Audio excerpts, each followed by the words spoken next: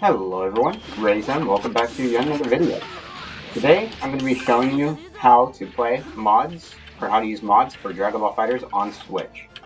This is currently my Nintendo Switch playing Dragon Ball FighterZ, and as you can see I have some Dragon Ball FighterZ mods on there.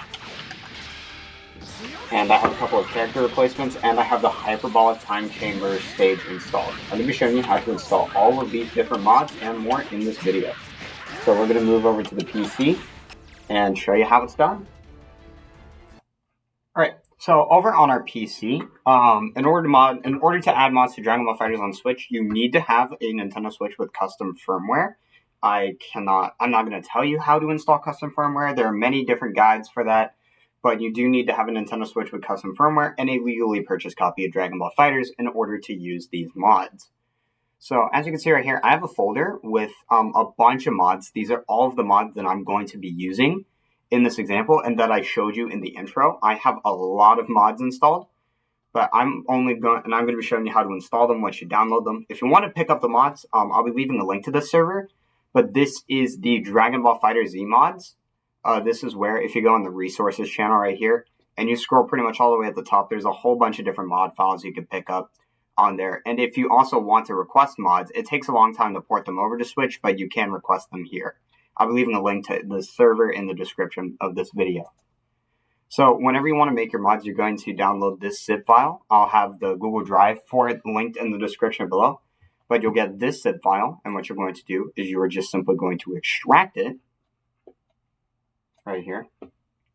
You're just going to extract this folder to your downloads folder, or extract it to wherever you want, and you will get this folder. This is Dragon Ball FighterZ's build ID. So you're going to go over here, and you're going to get this exact same folder. You're actually going to want to enter this folder, and you're just going to take this folder, and you're going to copy it. You're going to go to your Nintendo Switch's SD card, go into Atmosphere, and go into Contents.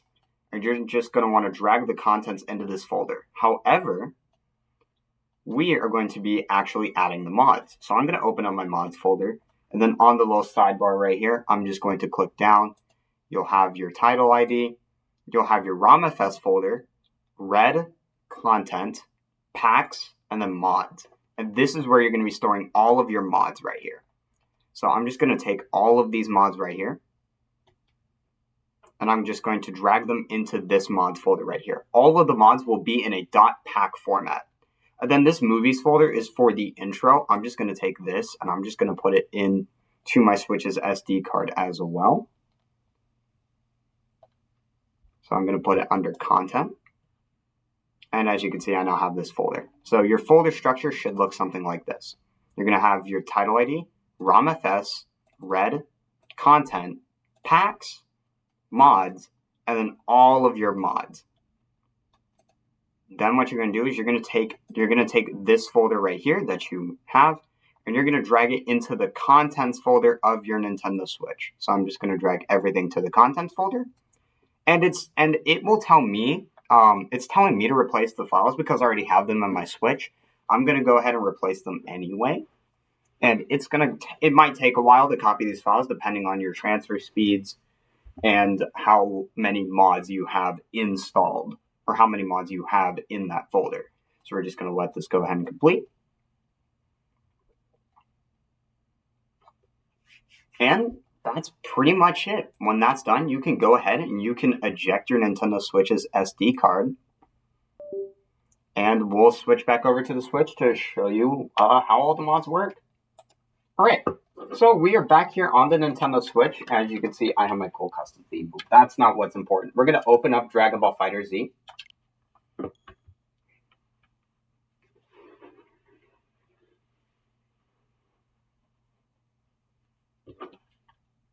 It's going to take a bit to open up, as most Nintendo Switch games do.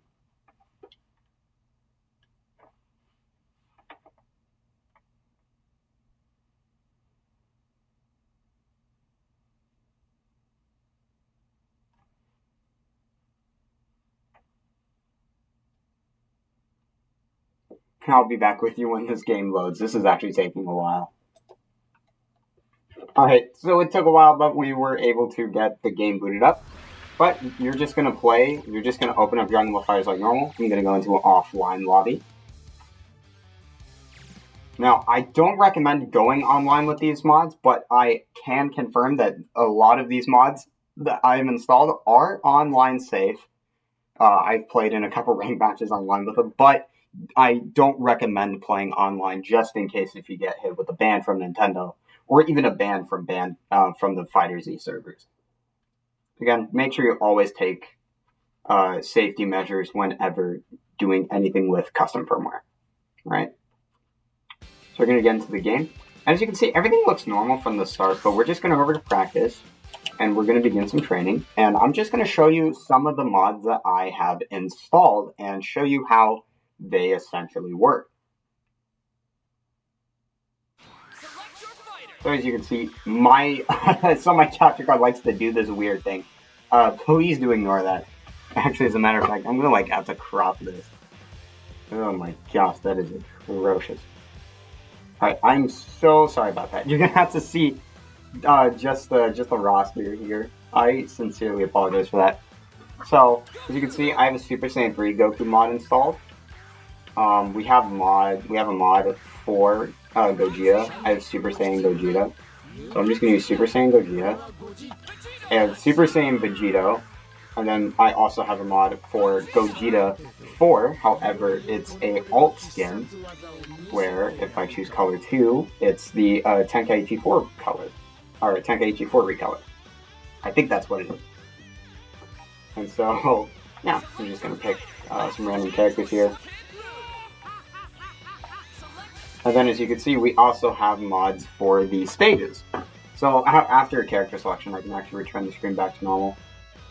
Everything is completely fine there. So as you can see, we have the Hyperbolic Time Chamber installed as a stage. I also have, instead of islands, we have the Glacier stage. I like to always practice in the Hyperbolic Time Chamber. Makes me feel like I'm actually training to get stronger. But yeah, I'll see you whenever we get to a get actually into the fight so that we can show you how these mods look. Alright. And here is the mods. So this is how you install mods into Dragon Ball FighterZ.